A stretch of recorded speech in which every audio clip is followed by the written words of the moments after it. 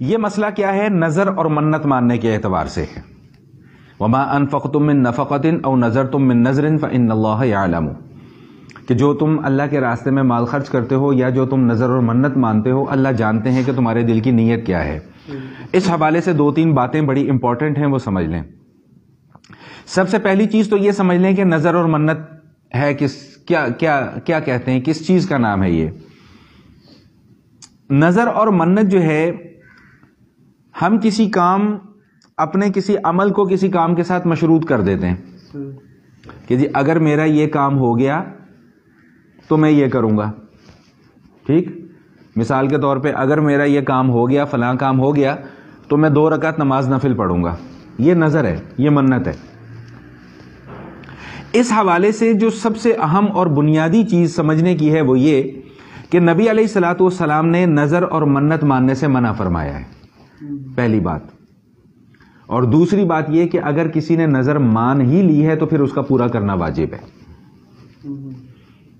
میں نے نظر مان لی کہ جی اگر میرا فلاں کام ہو گیا تو میں 2 رکعت نماز نفل پڑھوں گا.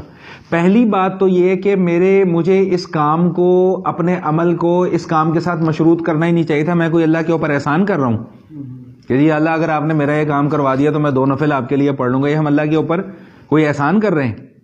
وہ کرے نہ کرے اس کی مرضی ہے، وہ مالک ہے، خالق ہے. ہم کون ہوتے ہیں اس کو اپنے عمل کے ساتھ مشروط کرنے والے؟ یہی وجہ ہے کہ اللہ کے حبیب صلی اللہ تعالی وسلم نے نظر ماننے سے منع فرمایا کہ اللہ کو ان نذور کی، ان منتوں کی کوئی ضرورت نہیں ہے. لیکن اب چونکہ اگر میں نے یہ منت مان لی ہے، زبردستی اپنے اوپر ایک کام لازم قرار دے دیا ہے، تو اب حکم کیا ہے کہ اب جو نظر مانی ہے وہ پورا کرو. اگر میرا وہ کام ہو گیا تو مجھ پر لازم ہوگا کہ مجھے وہ 2 رکعت نماز نفل پڑھنے پڑیں گے. یہ مسئلہ سمجھ میں آ گیا؟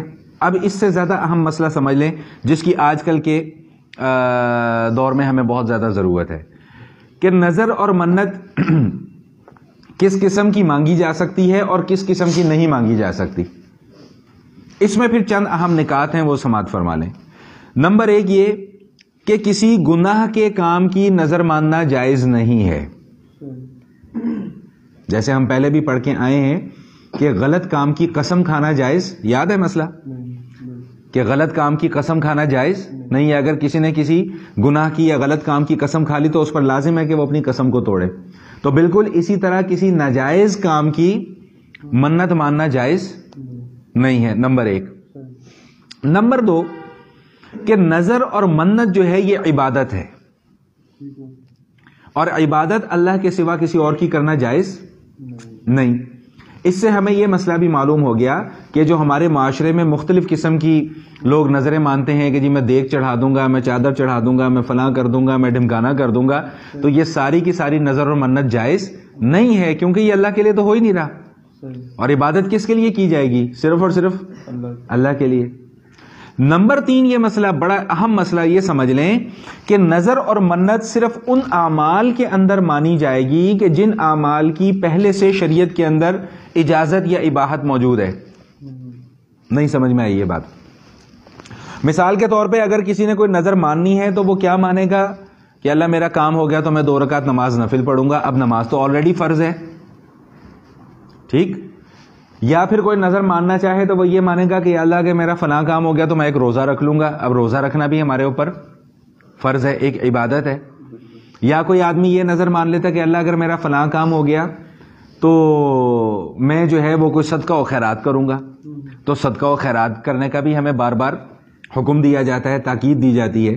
تو یاد رکھیے گا کہ نظر اور منت صرف ان اعمال کی مانی جائے گی جو شریعت میں جو اعمال پہلے سے موجود ہیں. جن اعمال کا شریعت کے اندر پہلے سے حکم موجود نہیں ہے ان اعمال کی نظر اور منت نہیں مانی جائے گی. جن اعمال کا تعلق عبادات کی قبیل سے ہے، فرائض یا واجبات کی قبیل سے ہے، صرف ان اعمال کے مطابق یا متعلق نظر مانی جا سکتی ہے. اس کے علاوہ اور امور میں نظر ماننا جائز نہیں ہے. میں ایک مثال اس کی آپ کو بتاتا ہوں. ہماری مسجد میں آج سے کوئی 4 سال 5 سال یا 6 سال پرانی بات ہے، میں ایک دن مسجد میں گیا شام کے ٹائم میں نماز پڑھانے کے لیے. تو میں نے دیکھا کہ ایک کونے میں نا ایک موم بتی جل رہی ہے. میں نے کہا پتہ نہیں کون موم بتی جلا گیا مسجد میں، ہم موم بتی کی کیا ضرورت ہے. میں نے جا کے موم بتی بجھا دی. اچھا پھر کچھ دنوں کے بعد پھر میں مسجد میں گیا تو پھر اب کسی دوسری جگہ پر موم بتی جل رہی تھی، میں نے پھر وہ موم بتی جا کر بجھا دی. مجھے ابھی بھی سمجھ میں نہیں آ رہا کہ یہ ہو کیا رہا ہے، نہ میں نے غور کیا کہ یہ کس دن یہ واقعہ رونما ہوتا ہے. تیسری دفعہ میں مسجد میں پہنچا تو ایک خاتون کھڑی ہوئی اور وہ جلا رہی موم بتی. وہ ہماری مسجد کا خادم بھی بیٹھا تو میں کہا یار یہ کیا تماشا چل رہا ہے. وہ کہتی جی میں نے نظر مانی بھی ہے کہ میرا فلاں کام ہو گیا تو میں ہر جمعرات کو مسجد میں جا کے موم بتی جلاؤں گی. میں کہا یہ موم بتی اٹھاؤ اور نکلو مسجد سے باہر، یہ تماشا ہے. اور بھائی منت ماننی ہے تو کوئی بڑی منت مانو، جیسا کہ ہم کل پڑھ کے آئے ہیں کہ اللہ کے راستے میں مال کو خرچ کرنا ہے تو کوئی اچھا مال. یہ کیا 4 آنے کی موم بتی جلا کر تو تم جناب اللہ کے اوپر کوئی احسان کرنا چاہ رہے ہو. بھائی نظر ماننی ہے تو یہ مانو آج کل کے حساب سے کہ میرا کام ہو گیا، میں مسجد کے اندر اے سی لگوا دوں گی یا کوئی پانی کا کولر لگوا دوں گی یا پنکھا لگوا دوں گی یا اور کوئی چیز جو ضرورت کی ہے. یہ تو سمجھ میں بھی آتی ہے بات. یہ کیا کہ 4 آنے کی موم بتی جا کر جلا دو اور جی ہماری نظر جو ہے وہ پوری ہو گئی، ہماری منت پوری ہو گئی. یاد رکھیے گا کہ اس طرح کی نظر اور منت ماننا جائز نہیں ہے، جیسا کہ مسئلہ میں نے آپ کو بتلا دیا. تو یہ مسئلہ اچھے طریقے سے سمجھ میں آ گیا کہ پہلی بات تو یہ کہ نظر ماننی نہیں چاہیے. دوسری بات یہ کہ اگر نظر مانی ہے تو پھر اس کا پورا کرنا واجب ہے. تیسری بات یہ کہ کسی گناہ کے کام کی نظر ماننا جائز نہیں ہے. اور چوتھی بات یہ کہ نظر صرف ان امور کے اندر مانی جا سکتی ہے کہ جن کا تعلق عبادات کی قبیل سے ہو، جو پہلے سے فرائض اور واجبات کے زمرے میں وہ احکام موجود ہوں.